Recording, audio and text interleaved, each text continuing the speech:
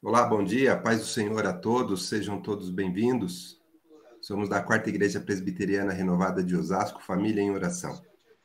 Estamos aqui no nosso estudo bíblico. Todos os domingos às 10 horas da manhã a gente faz aqui o nosso encontro através do Google Meet para fazer os nossos estudos bíblicos. Estamos estudando a primeira carta de Paulo aos Coríntios. Vou pedir aqui para o Vilmar fazer uma oração para a gente estar iniciando aqui os nossos estudos. Vilmar. Bom dia, paz do Senhor. Vamos lá. Pai amado, querido Deus, obrigado, Senhor, por mais um dia, Senhor. Obrigado por tudo que o Senhor tem feito em nossas vidas, Pai. Que o Senhor venha abençoar esse estudo bíblico dominical, que nós possamos, Pai, cada dia aprender mais e que o Senhor venha iluminar, Senhor, para que nós possamos também praticar as suas palavras, Pai. É o que eu te peço em nome de Jesus. Amém. Amém. Amém. Obrigado, Vilmar. Então vamos lá, nós estamos aqui estudando a primeira carta de Paulo aos Coríntios, aqui na nossa estante, né, como a gente gosta sempre de mostrar. A gente já fez todo o estudo de Paulo, o estudo de Corinto, da cidade, lá dos momentos, dos costumes, enfim. E agora nós estamos nas leituras propriamente ditas, né? A gente contextualiza, fala algumas coisas e depois a gente faz a leitura. Nós estamos aqui justamente na leitura. E hoje, nós vamos começar aqui, né, no nosso item 5, nós vamos começar o capítulo 8. O capítulo 8, que é o nosso foco de hoje.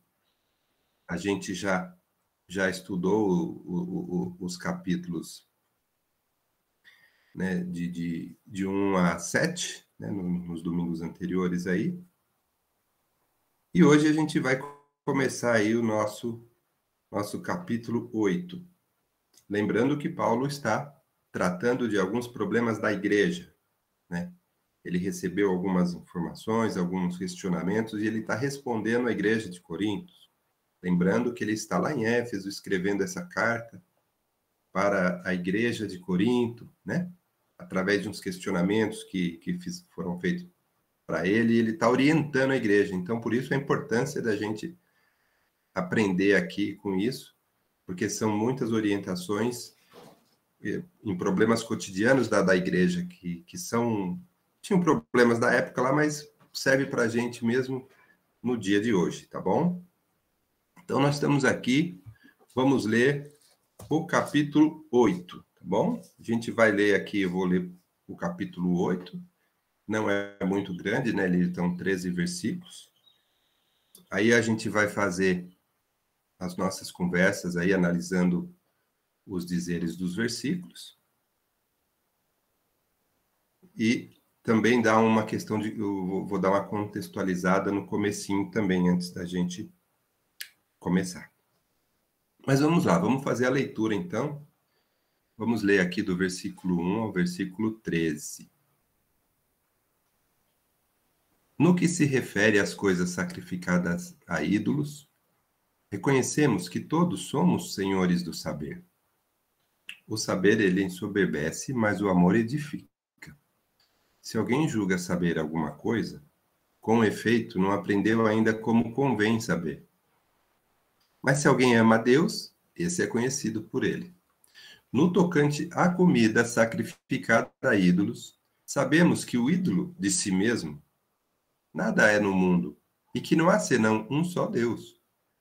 Porque ainda que há também alguns que se chamam deuses, quer no céu ou sobre a terra, como há muitos deuses e muitos senhores, todavia, para nós, há um só Deus, o Pai, de quem são todas as coisas e para quem existimos, e um só Senhor, Jesus Cristo, pelo qual são todas as coisas, e nós também por ele. Entretanto, não há esse conhecimento em todos, porque alguns, por efeito da familiaridade, até agora com o ídolo, ainda comem dessas coisas como a eles sacrificadas, e a consciência destes, por ser fraca, vem a contaminar-se. Não é a comida que nos recomendará a Deus, pois nada perdemos se não comermos, e nada ganharemos se comermos. Vede, porém, que esta vossa liberdade não venha de algum modo a ser tropeço para os fracos.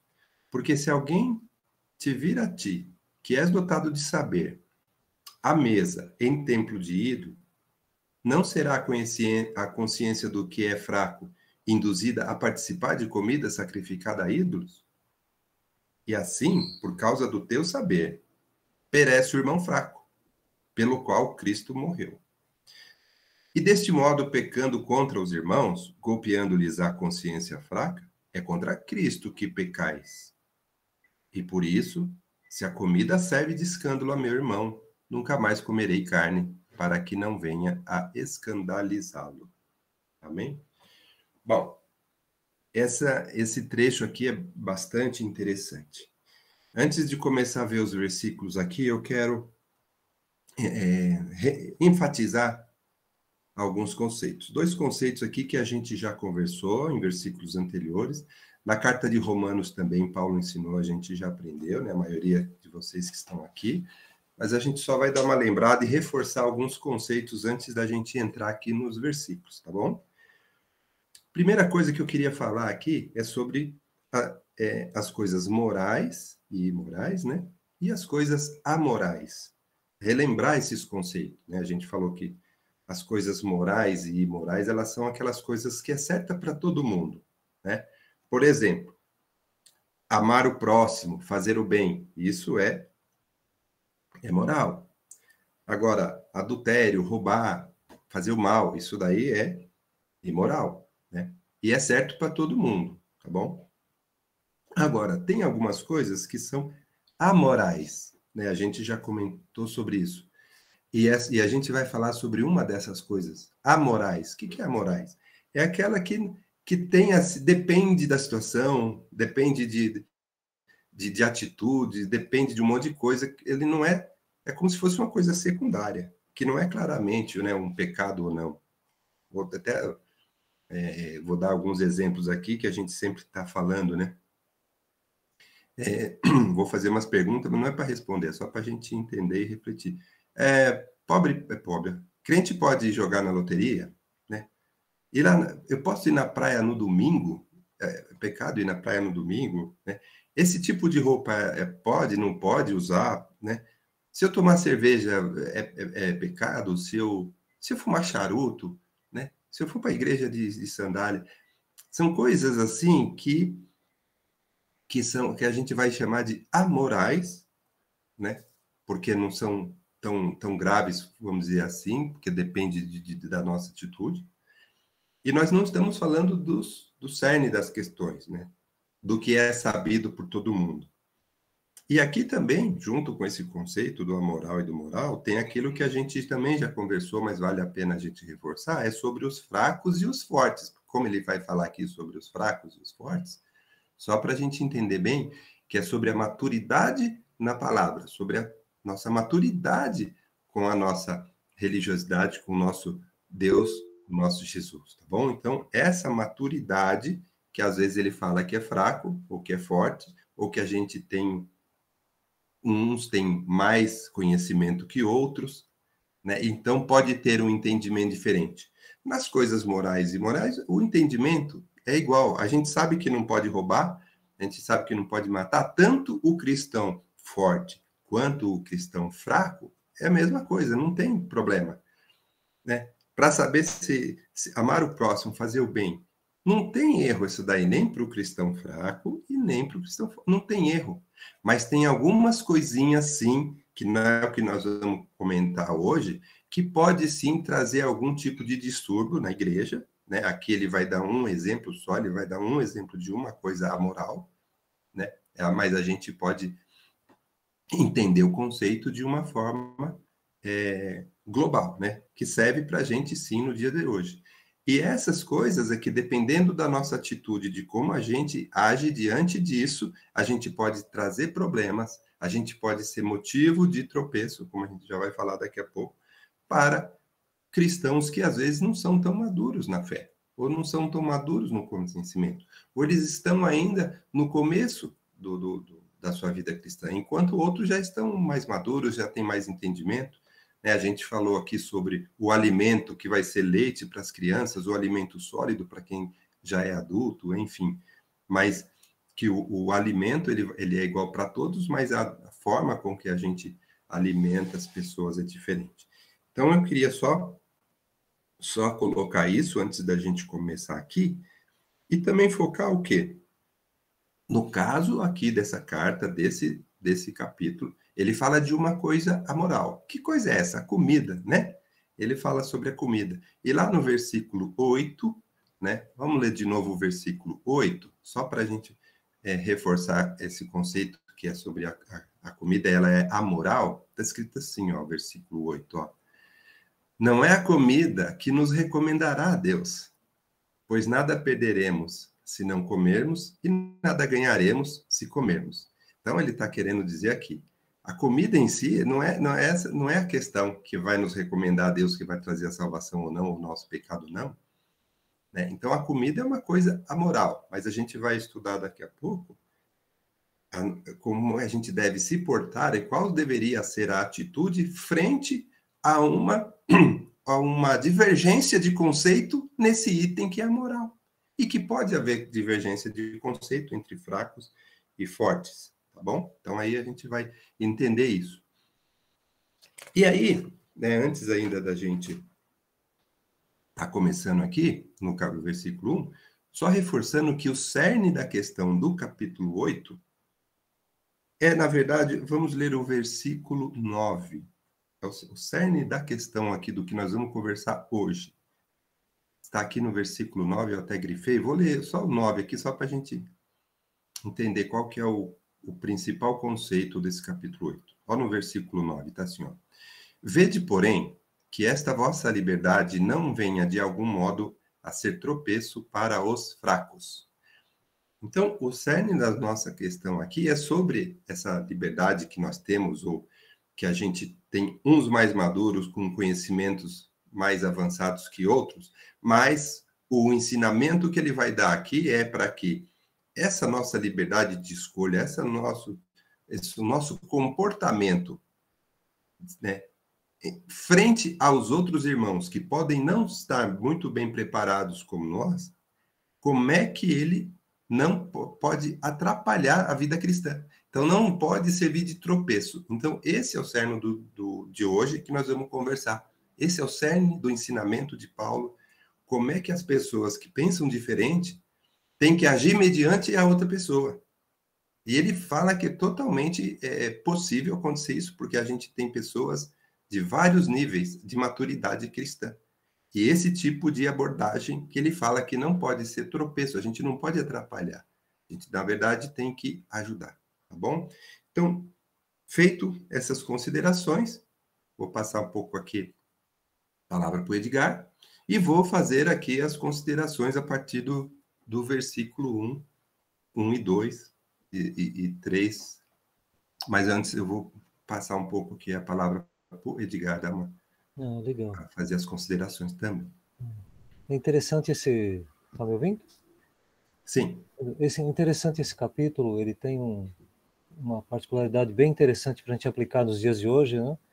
Observando que Paulo está falando muito ali do conhecimento com amor também, né? Sempre nesse paralelo de você entender que aquilo que você adquiriu de conhecimento, que não venha ensoberbecer, não deixar você achando que eu sou lembra aquela cocada, aquela super cocada, eu sou a melhor, né, a melhor bolacha do pacote e tal. E você não achar que porque Deus te permitiu ter esse conhecimento, agora eu sou diferente dos outros e eu posso tudo sobre os outros, eu posso até não me preocupar com os outros de acordo com o meu conhecimento. Então, até eu estava pensando agora que aqui do lado tem um pessoal que salta de asa delta, né? E eu estava até pensando, eu falei, já imaginou se eu, que nunca saltei de asa delta, chego lá do lado e aí um professor, PhD em asa delta, né? Fala assim, toma essa daqui e desce, vai, salta. Sem se preocupar se eu conheço, se eu estou bem, ou que ele me conheça, fala assim, ele sabe um pouquinho, vai, pula, salta. O que vai dar? Primeiro poste, primeiro a montanha, primeiro vento, eu vou cair que nem um parafuso, né? Vou embora. Então, assim, aquele conhecimento dele gerou uma confiança tão grande que todo mundo conhece, de que nada vai acontecer de errado para ninguém, e não está nem aí se acontecer também, porque eu sei, né? É fácil porque você se dedicou, estudou, teve um tempo, e aí foi tudo, né, caminhando. E Paulo fala muito sobre isso, né, de que a gente, pelo conhecimento, não vai induzir alguém a cometer um erro, né, e a fazer algo que desagrade a Deus porque você tem esse conhecimento. Não, eu vou comer tal alimento porque isso não me prejudica. Mas a base desse amor ao próximo me faz com que, puxa, mas se eu comer esse alimento, alguém vai falar, esse alimento foi sacrificado a um Deus tal. Então, eu posso comer. O alimento não é nada mais do que um alimento, né, criado por Deus, feito por Deus ali e tal. Mas o que tem por trás desse ídolo que foi consagrado, esse alimento, o ídolo em si é pau, é madeira, é gesso, não é nada mesmo. A estátua em si, aquele elemento que eles falam lá, aquilo não é nada, né? Mas o que está por trás daquilo, sim, é espiritual, né?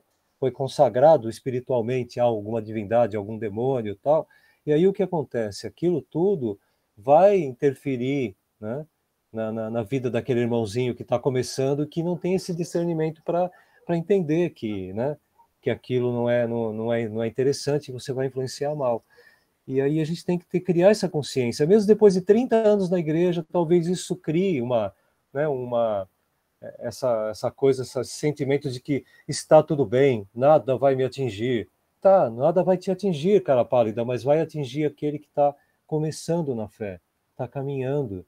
Vai criar dúvidas na cabeça dele. Puxa, mas eles são de tal crença lá, eu devo dividir aquele espaço com eles, né? E aí ele já começa a achar, eu acho que eu posso, porque se o líder da igreja está frequentando, ou ele vai lá e come, vai lá e faz, acho que eu posso também. E aí começa a gerar aquela dúvida. Então, se você vai fazer isso, não faça, né? Não faça pelo amor ao próximo. Você consegue entender, mas talvez o próximo ainda não. Então, esse amor é fundamental, né? A gente vai ver aí os textos, né, Marcelino? Vamos em frente, mas é bem legal. Amém.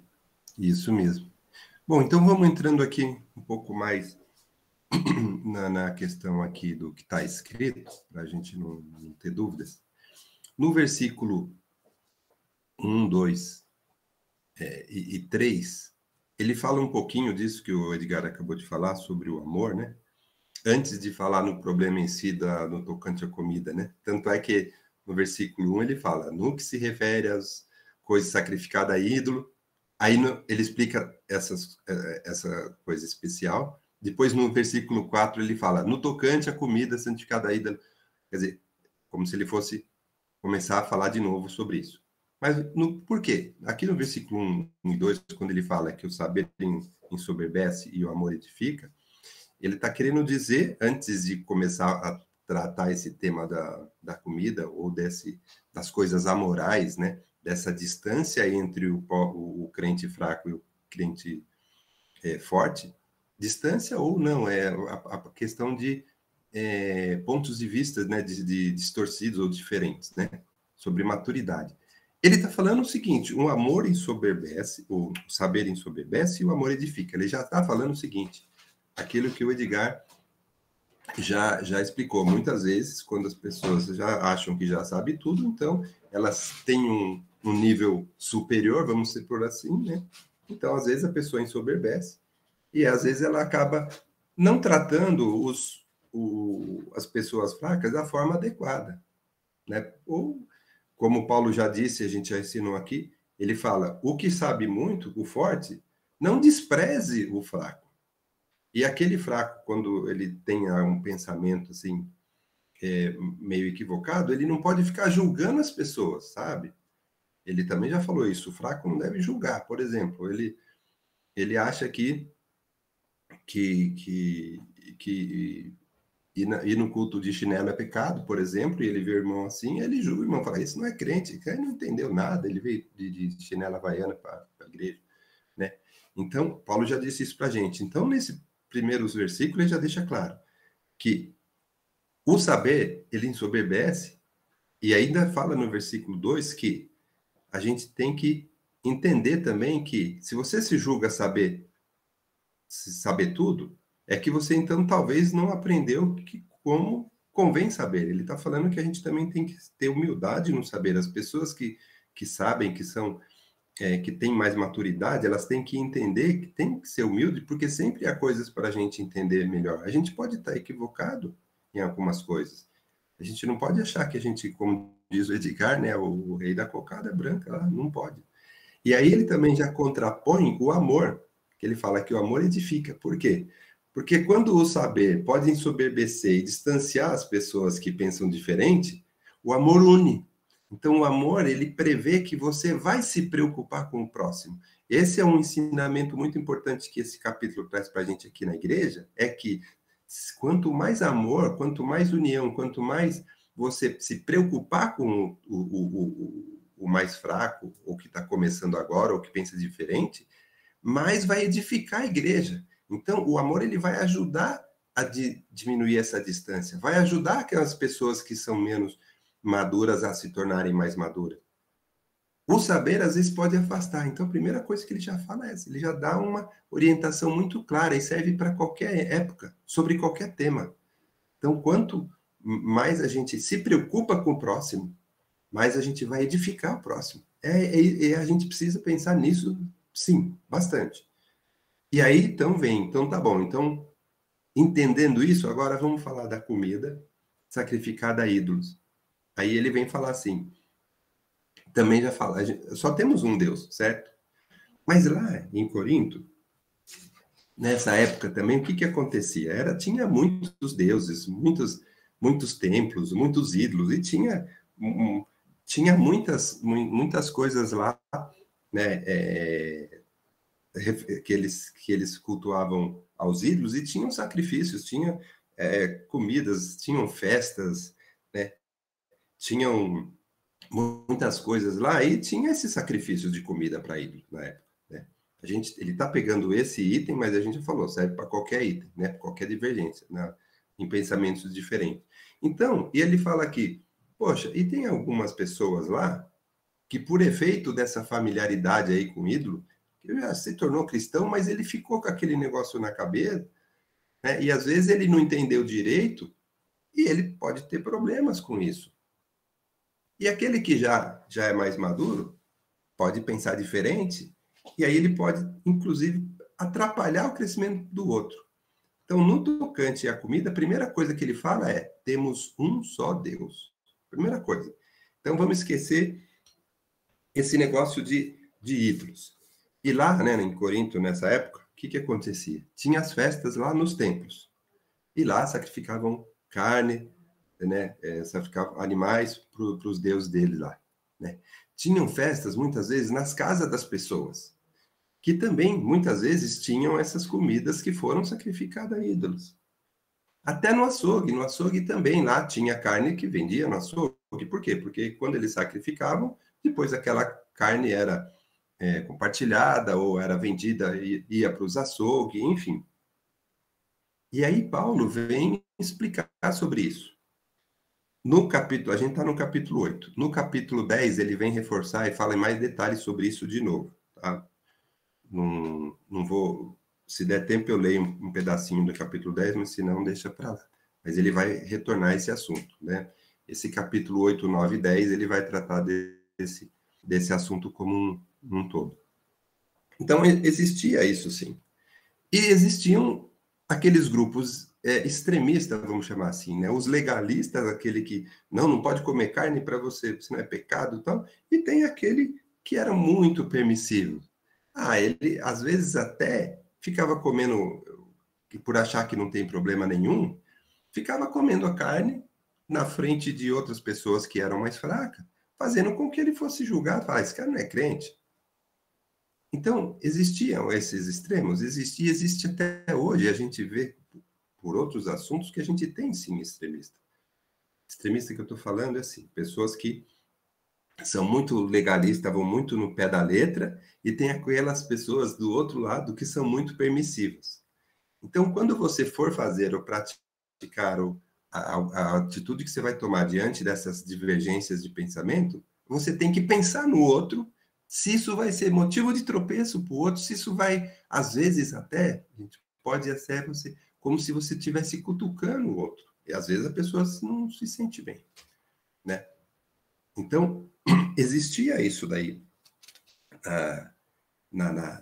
na época, e existe hoje. E quando a gente tem essas divergências, é perigoso que haja uma quebra na união das pessoas dentro da igreja. Por isso que Paulo vem falar, ele já começou a falar que o saber ensoberbece e o amor edifica, porque quando já há esse probleminha, a gente já precisa ficar atento em como você vai tratar o outro. Porque se você pensar só em si mesmo, você faz do seu jeito, eu faço do meu jeito, e pronto. Não é essa a questão, né? E aí, então, ele colocando isso bem claramente para a gente, que o nosso saber e o nosso amor ao próximo, ele tem que ser contrabalanceado, né? A gente precisa saber dosar e administrar. A gente que é mais maduro, a gente precisa amar o próximo para que a gente consiga ajudar que o outro também seja edificado, né? E não haver uma ruptura nessa questão. Edgar? Sim, a gente tem que sempre estar observando como é que a gente está agindo no meio da igreja, principalmente no meio da igreja, né? E até fora da igreja, com as pessoas que ainda não conhecem a Deus, ou aqueles que estão começando a entender, que a gente não venha usar esse conhecimento como um fator negativo, né? A pessoa falar, puxa, mas ele sabe tanto que eu tenho até vergonha de falar sobre Deus com ele, né? Eu até nem falo nada, eu vou embora, eu fico de longe, que ele conhece tanto as coisas de Deus que eu não quero ficar perto, que eu vou passar vergonha. A gente começa a fazer uma atitude, ter uma atitude contrária àquilo que Deus está pedindo, a humildade no sentido de, é aquela brincadeira da lata cheia e lata vazia, né? Já ouviu isso? Você bate uma lata cheia d'água, ela não faz quase barulho. Bate uma lata vazia, né? Ela faz um barulhão. Então, se você não se está cheio de Deus, está cheio de Deus, você tem essa atitude em que você propaga de uma maneira em que não é estridente ali do outro lado, é compatível, dá para ouvir, a pessoa do lado ouve e fala, puxa, que legal isso, olha que palavra simples e boa, olha que, né? Então, assim, é como um professor para aluno, né? Tem professor que se acha doutor realmente, às vezes ele é doutor mesmo, mas ele se acha tão conhecedor daquilo que ele está ensinando que o aluno fica constrangido, ele acaba não conseguindo, ele fala, puxa, eu nem estou entendendo muito bem o que o senhor está falando, né? Porque a pessoa está tão erudita, tão conhecedora, tão teóloga, tão sei lá o quê, que ela já não consegue mais explicar o simples, né? Aquilo que vem de Deus. Então ela começa a usar muito o lado dela intelectual, e isso tudo vai minando a condição de ensinar, de passar, de levar, né? E Paulo fala dos cuidados ali também, né? Para que vocês não deixem que esse conhecimento tome conta, né, de você de uma forma negativa, né? Que você seja humilde ao ponto de se calar em certos momentos, ouvir o que o irmão está falando, entender o porquê ele está falando, e aí dar um conselho cirúrgico na hora. Olha, irmão, a palavra de Deus diz isso, né? Diz isso. Que vamos conversar sobre isso, né? Se Deus falar isso, vamos chegar num consenso, porque não é minha palavra, é a palavra de Deus, né? E aí a gente vai contornando isso com todo o seu conhecimento, que às vezes é tão pouco, né? Mas que a gente acha que é tão grande, né? Então, que esse tempo de aprendizado na nossa vida seja para entender o que Deus quer e não para que isso seja um artefato para você ferir ou para você lutar contra aquele que não sabe, lutar contra... Não, ao contrário, é para que esse, né, entendimento venha junto com o amor, que faça você agregar, trazer, né, para a palavra, trazer para a igreja, trazer para Cristo, com a humildade, sabe, o baixar de bola, nesse grande conhecimento que você tem, né? E isso vai te fazer, vai render frutos, né?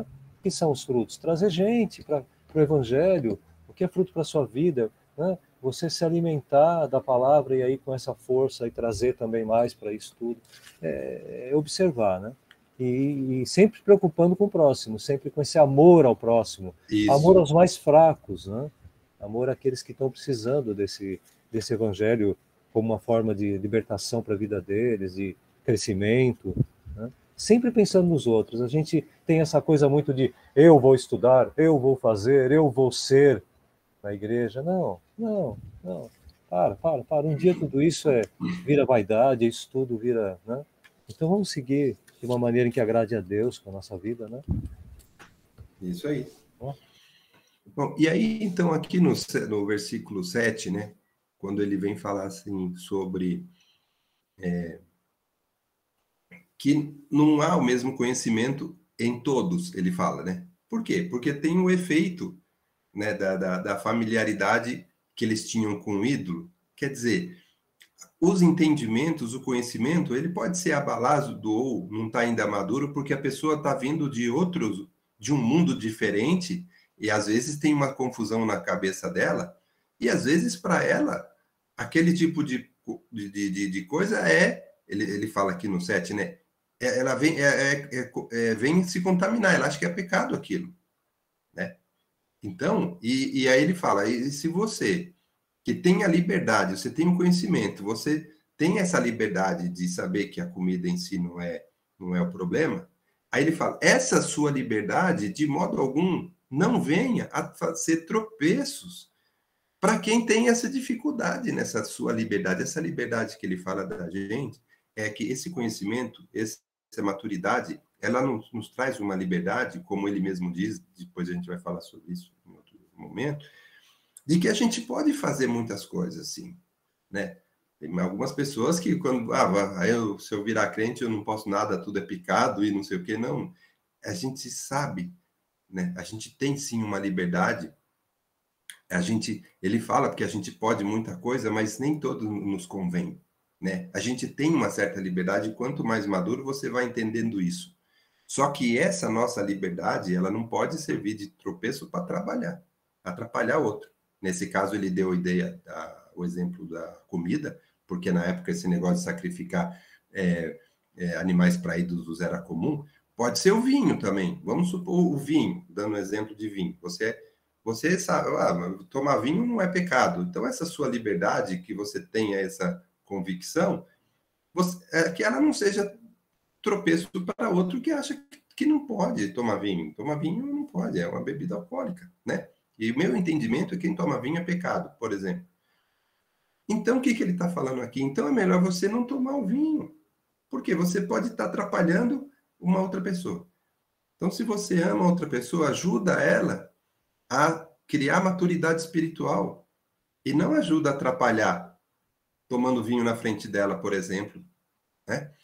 Então, esse tipo de coisa é que ele fala que aí, no próximo versículo, no 10, aí ele fala assim, primeiro ele fala para a gente assim, ó, cuidado com o próximo, você sim precisa se preocupar com o próximo e não seja motivo de tropeço. Aí aqui no final ele fala assim, ó, e se você for motivo de tropeço, olha só, aí ele vem aqui no versículo 10 e fala, mas você que é maduro, você é dotado de saber, né? Será que você também não pode, fazendo com a sua liberdade o que bem quiser, você não pode estar induzindo um irmão a errar? Aí no 11 ele fala assim, e às vezes por causa do teu saber, você pode perecer um irmão menos, né, um irmão mais fraco, menos maduro, pode perecer. E aí ele fala, Cristo também morreu por ele. Então ele também é responsabilidade nossa, ele também é o nosso irmão. Aí ele fala, então se você está fazendo o irmão perecer, se você está atrapalhando, se você está causando algum mal para esse irmão, também é pecado você golpear a consciência fraca, né? Então, é aqui que ele quer, é isso que ele quer dizer no 11 e no 12. Ele fala que se você está fazendo o mal para um que é mais fraco que você também, esse mal que ele fala, né? Ele fala golpeando-lhe a consciência fraca. Se você está fazendo mau uso da sua maduridade para golpear alguém que tem uma consciência mais fraca, isso também é contra o que Cristo espera. E aí ele fala, é contra Cristo que pecais. Por quê? Porque Cristo também salvou ele. Ele também é um escolhido de Cristo. Então, é isso que ele vem falar para a gente. Ele fala para a gente tomar esse cuidado e que se a gente transgredir essa regra, a gente vai estar fazendo uma coisa que não agrada a Cristo, ao ensinamento. Entendeu? E aí, por fim, que ele fala, então, se a comida serve de escândalo para um sermão, então não vou comer. Por quê? Eu quero priorizar o meu irmão do que a comida.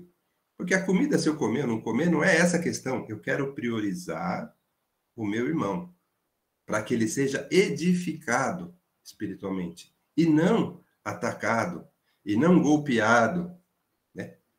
É isso que ele vem falar aqui no final do versículo. Então, esse grande ensinamento nós não podemos não podemos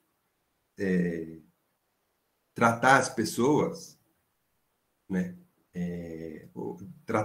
Desprezar as pessoas porque elas pensam diferente. A gente tem que amar, a gente tem que ajudar, a gente tem que edificar. Porque senão podemos ter problema assim de ruptura mesmo entre irmãos. E aí ele deixa isso claro. Então, às vezes o forte pensa assim, eu vou fazer do meu jeito, o fraco, né, que se vire lá. Não. Eu preciso ajudar o fraco a evoluir. Esse é o foco. O foco não é ser individualista, o foco é edificar. E a edificação do próximo sempre passa pelo amor. Por isso que ele já começou lá no comecinho falando isso. O amor é que edifica. Então, se você focar nisso, aí você que vai entender. Então, ele está ensinando nós, né, Paulo, ensinando todos que são mais maduros, eles têm que ser mais tolerantes com aqueles que estão começando, com aqueles que estão aprendendo, com aqueles que ainda não têm o devido entendimento, né? E isso é normal, é natural, né? Na igreja, na nossa casa, enfim. Às vezes a gente percebe que as pessoas têm certos receios ou pensam de alguma forma porque falta um pouco de conhecimento mais profundo sobre o tema, entendeu? Isso. E é isso que a gente precisa ser mais tolerantes uns com os outros, né?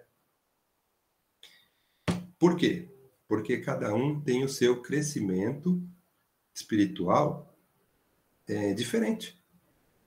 Cada um tem o seu amadurecimento diferente.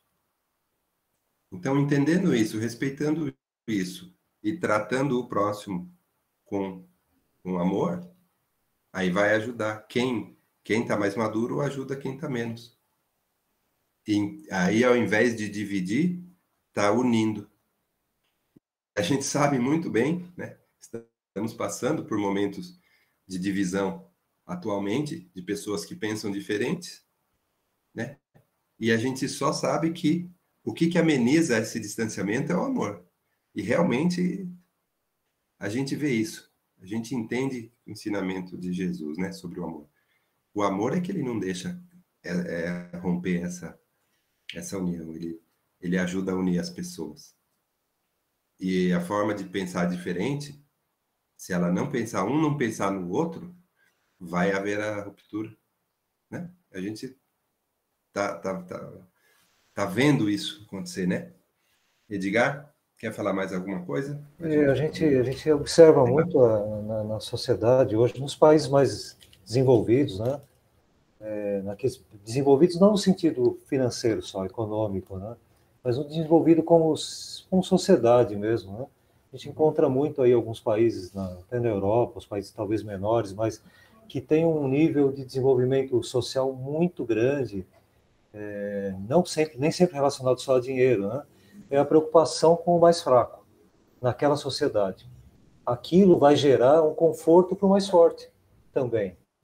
Um conforto, no caso nosso aqui, espiritual, da gente tá falando, puxa, aí a minha vida eu estou fazendo o possível e estou tentando agradar a Deus e olha que, né, que eu penso que quanto mais eu me preocupo com o próximo, quanto mais eu me preocupo com aquele que precisa de orientação, de ajuda, de apoio, né, sabe, de direção para a vida, ou de apoio até físico, né, de coisas materiais e tal, mais eu me sinto, sabe, me sinto bem com isso tudo, mais eu vou entendendo que está valendo a pena, né?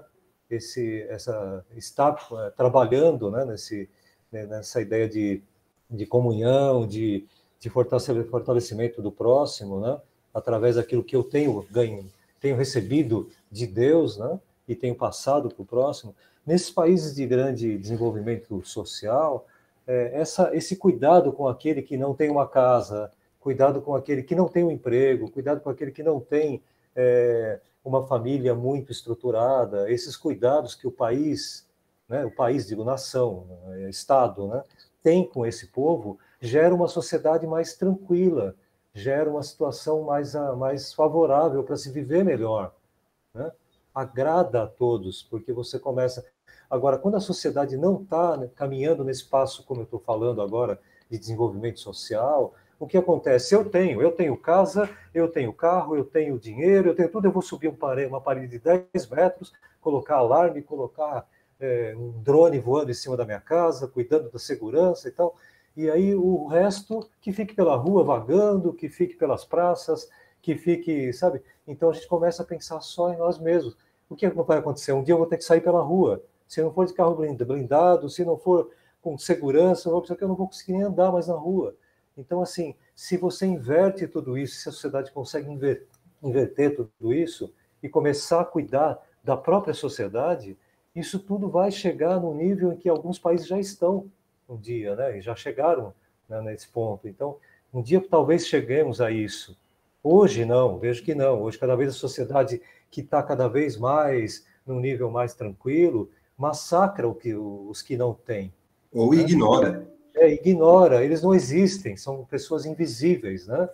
E às vezes a igreja, alguns começam, não todos, não é uma regra, mas eu estou falando, a igreja começa a crescer tanto no conhecimento, todos conhecem a palavra de ponta a ponta, todos são, né, detentores dos maiores graus de teologia e tal, e daí um pouquinho eles não pisam mais no chão, eles não vão mais nas praças, eles não andam nas casas das pessoas que não são convertidas, eles não vão mais entrar em lugares onde ali talvez a carne seja consagrada a um ídolo, eu não vou lá, sabe? E aí ele começa a não participar desse crescimento com aquele que precisa do conhecimento dele. Ele começa a não repartir aquilo que Deus deu para ele. Não só na parte financeira e econômica, mas no conhecimento da palavra, né? Ele começa a se achar muito detentor da palavra, e por isso eu não devo me misturar aos gentios, aos publicanos. Começa a achar que a vida dele é essa. Então isso pode gerar isso que Paulo fala, do saber que ensoberbece, né? E do amor que edifica. Então esse amor, quando você pratica esse amor dentro da igreja, isso tudo edifica a igreja. Edifica no sentido de você repartir aquilo que Deus te deu, né? Em todos os sentidos. Então, isso Paulo frisa ali de uma maneira, puxa, deixa esse conhecimento de uma forma humilde, tranquila, e passa aquilo que alguém precisa, né? Não mudar a postura, né? Isso eu acho bem, bem interessante. Está acabando o tempo aí, né, Marcelinho? Vamos lá? Sim, mas a gente também já finalizamos aqui o capítulo 8. Muito deu para... Mas é legal a gente legal. refletir sobre o que o Paulo falou. Eu imagino Paulo hoje em dia, vendo como a gente está vivendo, né, Marcelino? Paulo lá na nossa igreja de domingo, lá sentado, e falando, puxa vida, olha, o Edgar acaba o culto, ele sai correndo, porque ele não conversa, ele não quer conversar, ele quer ir embora, é um jeito meu. Alguns gostam de conversar, né? Alguns são do Ministério dos portas fechadas, outros querem ir embora antes de fechar as portas, então... A Rose mesmo, não, fica lá, acabou o culto, ela continua e tal, e tal. Então, cada um tem um... Mas, assim, acho que Paulo ia falar, olha aquele lá, ó, se alimentou e vai embora. Tá, a gente também não deve ser assim, talvez, possivelmente Paulo não diria isso, né? Porque Paulo também não estava numa posição de vigia ali, né? Ele estava orientando, né? Possivelmente ele ia me chegar e me orientar, falar, puxa, de vez em quando você vai lá e conversa com o irmãozinho, vai lá e bate um papo com o irmãozinho que chegou na igreja ontem. Seja um pouquinho mais, né? Pense um pouquinho mais com amor para aquele que chegou na igreja, né? Então, talvez a gente pensar um pouquinho mais no próximo e deixar um pouquinho mais né, nosso eu, assim, né? E pensar um pouquinho no próximo. Isso vai mudar muito a igreja, né? Vai melhorar muito, né? É verdade. Amém. Amém. Bom, agora estamos encerrando aqui, né, o capítulo 8, então capítulo 9 a partir do domingo que vem. Deixa eu pedir para alguém fazer uma oração para a gente encerrar, então. Uma oração de agradecimento. Milton está aí? Presbítero Milton? Câmbio. Deixa eu ver aqui. Acho que ele não está aí, né? Elzinha. A Elzinha também pode fazer uma oração, Elzinha, para a gente encerrar aqui o nosso estudo. Deixa eu ver se ela está aqui. O Milton está online aqui, mas não está falando. Elzinha?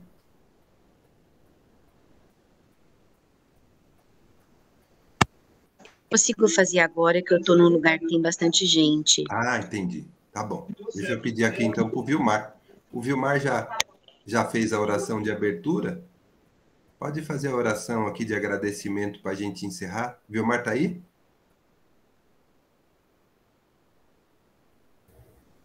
Câmbio. Ângela? Vamos ver aqui. O Milton está sem som. Ó, o Milton. Ah, o Milton está sem áudio, Milton.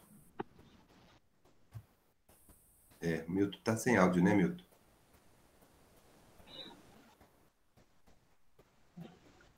A Ângela está... Oi. Vilmar tá Acho que eu aqui. consegui agora.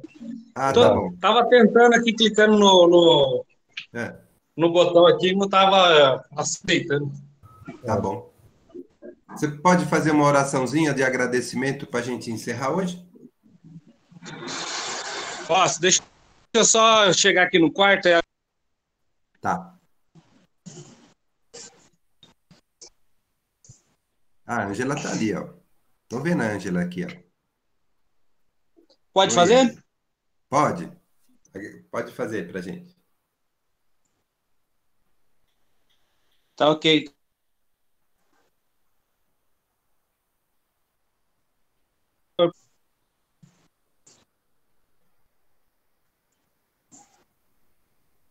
De hoje à noite, que o Senhor venha abençoar cada vez mais, Pai.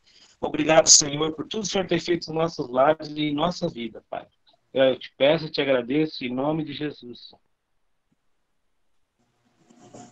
Amém. Amém. Obrigado a todos. Amém. Deus abençoe a todos. Nos encontramos Amém. Deus abençoe, no gente. culto Até mais hoje, tarde. viu? Amém. Muito obrigado pela presença, pessoal. Amém.